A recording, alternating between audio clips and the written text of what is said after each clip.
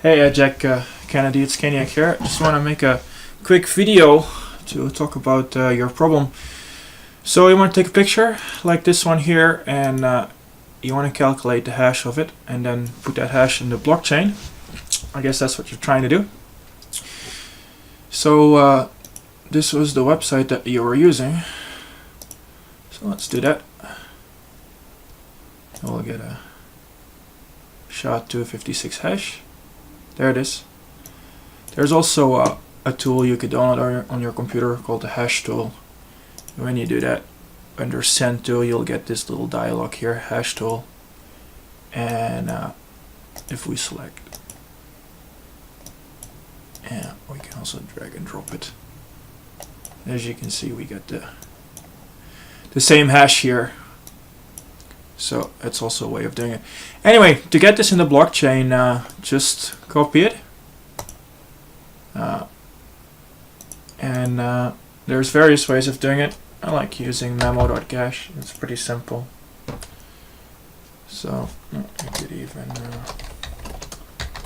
this is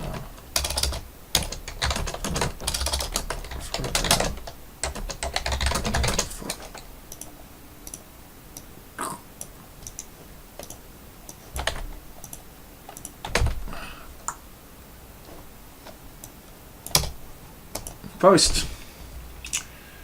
There we go. Now it's being sent to all the mempools. It's not yet. And then if we click this link here, we'll go to. Well, there you have it. So you're using a blockchain.info, but blockchain.info does not show other data. They don't show the operators that we've been using for it. So let's see. This is, which one is my address again? Use that, yeah, this one. So if we copy this address here, we look it up on blockchain.info. It would show it, but it doesn't decode the operators like this Explorer does. There's also Blockchair, which is probably the most advanced Explorer. Let's see if that actually allows us to search for the checksum. It might do that. No, it probably doesn't show it until it's actually in a block. Let's look up that same address on Blockchair, and it's gonna find it under Bitcoin Cash. There we go. There it shows it. There's the operator. So as you can see, it's in there, but it doesn't allow me to search for it.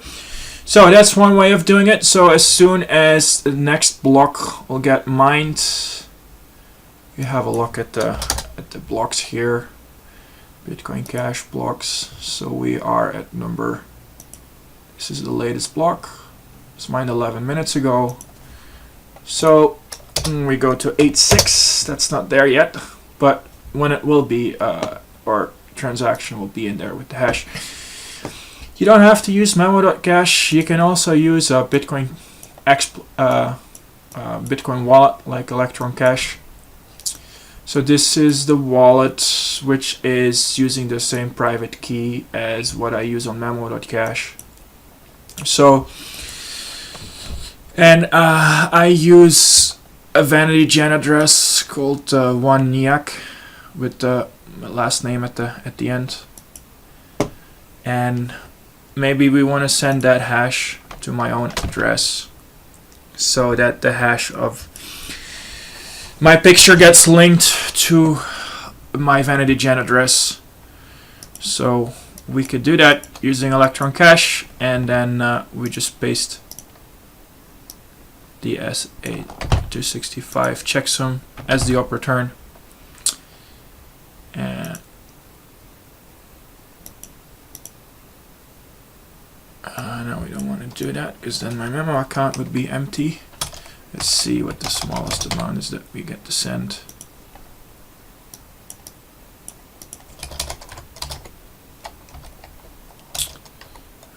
Zero up. One. Let's see, what is it? 8 zeros, right? 1, 2, 3, 4, 5, 6, 7, 8. Well, let's send that.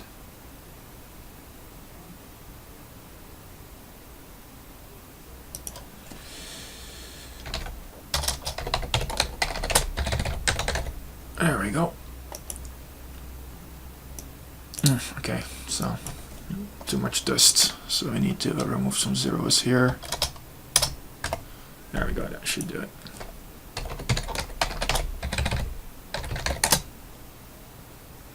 There we go, now it's being sent to all the mempools. You hear the little sound here.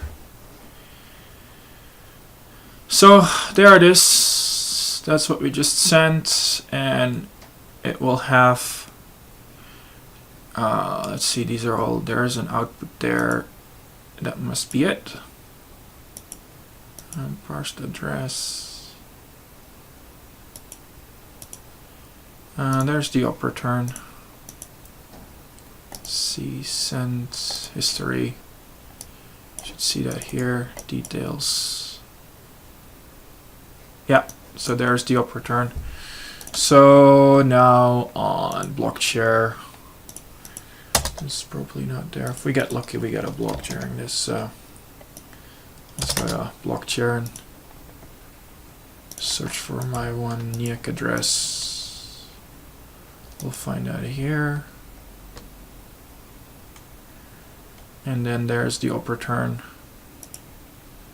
So that needs to be decoded, which the website does. When you link over it, again, you can see the 4F049AEE, which is the same as the hash tool is showing here, which is also the same as this website was giving us. So there you have it. I don't know why you need to use originstamp.com. Why do you have to use a website where you have to sign up and use them? I mean, you can easily do all the stuff yourself. And then, yeah, you just gotta link to that transaction if you wanna prove you've done it. I find Memo is the easiest to do that. I mean, it gives you the link and everything. So there's the transaction. The exact breakdown of the transaction. It links you to a whole bunch of block explorers. Now you just click on it, and you get the transaction. And then the op return is right there. So now your Reddit username is also in the blockchain, and let's see, I won't be able to. And as soon as the next block gets found, it will be in that block. And then when we type this in on Blockshare, we should also be able to find that transaction. Well, I hope that was of use for you. I don't know how originstamp.com does it, but this is pretty simple stuff. You should be able to just do it yourself. Any Bitcoin or Bitcoin Cash wallet that does op returns allows you to put a little data in when you send a transaction. You can just send a transaction to yourself. You don't have to pay origin.stamp for it. They're pretty expensive, and they're pretty slow as well, so I don't bother with using them. So we are a little further in time now, and the next block had just been found. So that's the block that was found 4 minutes ago. So that must have our transaction. So here's a list of all the transactions. Now the easiest way in this case to find ours here without having to look at the hashes, which I guess we could do, is look at the number of inputs. So 69 inputs were used here. So let's go down this list here and see if we find the number 69. There it is. So that is the transaction that we made, and there's your op return. And it's decoded. So this is the actual op return, which you still have to decode. But it's still not findable. Eventually, after a while, you'll be able to find these op returns. Plus, search for stuff on Bitcoin Cash blockchain. I'm pretty sure that there is a website that, there we go, that might be it. I'm not sure if they still do Bitcoin Cash though. Yeah. So, I'm pretty sure this allows us to search op returns as well. There you have it. So the hash of my picture is, the hash of this picture here is now in the blockchain. And in fact, we could actually upload the entire picture to the blockchain if we want to. I have done small 60 times 60. Let's see if we can get the size here under 5 kilobytes. We can directly upload it to the chain, the whole picture. Let's see if we can get. Let's see how small we have to make the picture for that to work. Image adjustments. Let's see. Resize. So resampling.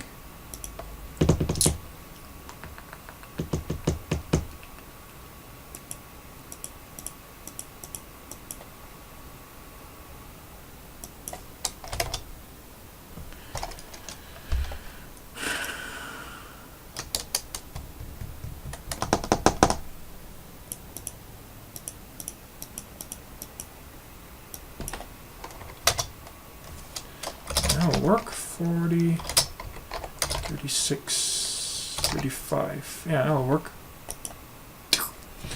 So that's very small.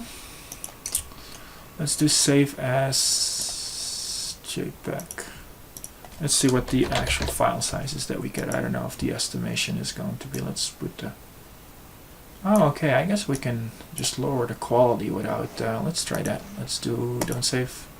Let's edit that again. Let's just make it a little smaller. So let's do 100 pixels.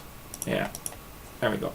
File, save as, okay, small, save. Ah, it's 5. There we go. Yeah. Bam. 5 kilobytes. All right, let's put that in the chain. This one does not have Bitcoin File Protocol, but there is a version that does. ElectronCash.org. SLB edition. Is this the one?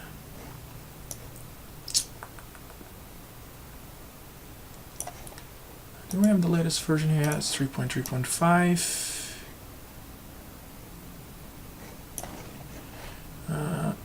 Let's have a look actually here at ElectronCash. I'm pretty sure that I have. Is it this one? These are just portable applications. You don't have to install. Yeah, let's close that here. Close this here. All right. There we go.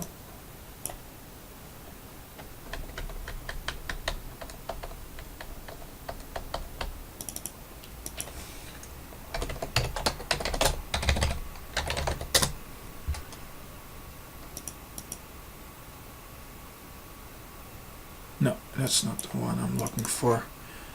I'll have to Google it. There. Let's see, ElectronCash, Bitcoin File Protocol. There we go.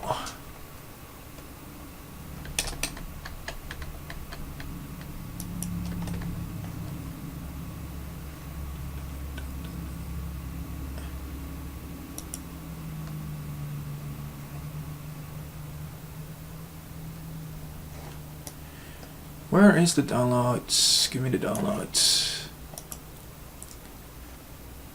That's gone.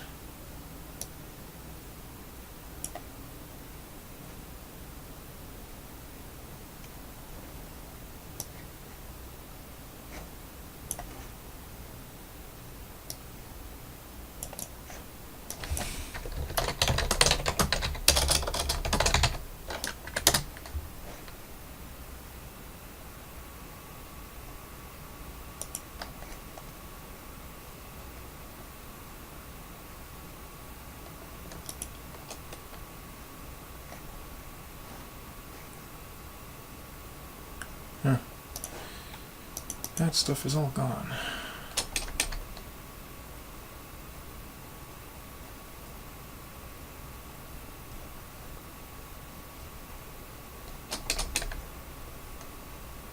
Come on, cannot be too hard to find.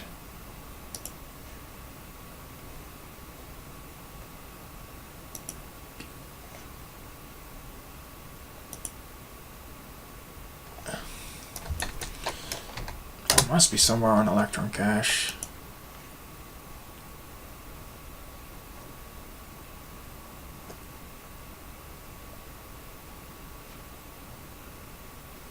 Looking for an older version. There we go.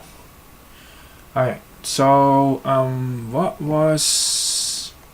So the Electron, the SLP one is 3.4. So let's take 3 and Electron Cache, the one I've installed. Is, yeah, I'm usually doing this on my Linux and on Windows now. So which version is that? That's 3.3.5. So I'm pretty sure 3.5. No, wait. We need. Is that? So what was it again?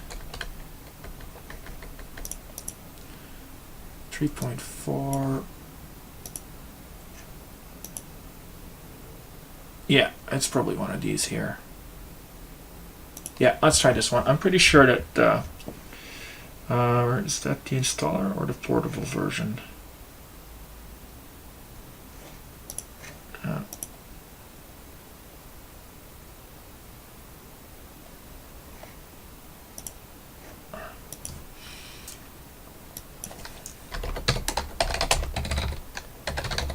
think I got lucky now.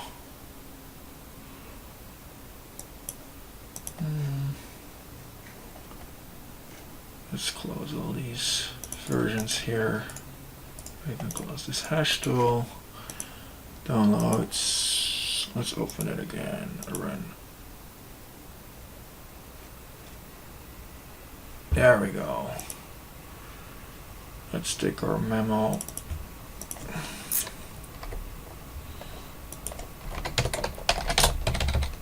I don't think I have enough money on here to...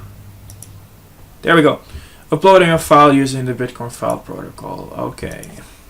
So I'm not sure if I have enough money on here. So...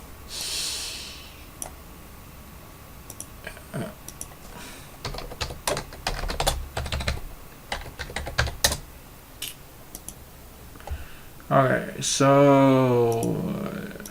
oh, this is annoying. Where's desktop? Tests. Gain small. There we go. Yeah, I always think so. Ah, it crashed again. Anyway, so that doesn't work. It works on Linux, but on Windows it crashes. I haven't fixed that yet. So yeah, everything under 5 kilobytes, including this very small picture, you can just upload. So it's 1 Satoshi per byte, right? So 5 kilobytes, I'm just calculating the price. So 5 times 1024 is 5,000. Is it Satoshi per byte? Yeah, 5,000 Satoshis.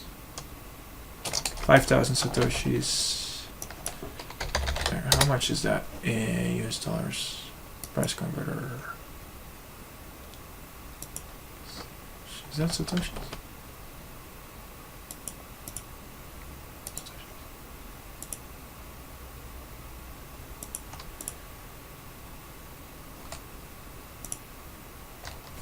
But your transaction is going to be more plus 100 and so the Satoshi per.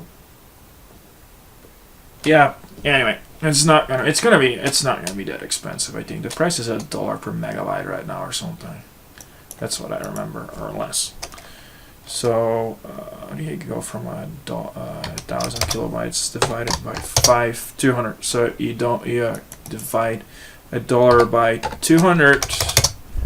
Yeah, this is going to be half a cent for a 5 kilobyte file. So I don't know how big your picture is, but you can just put the whole picture in the chain probably.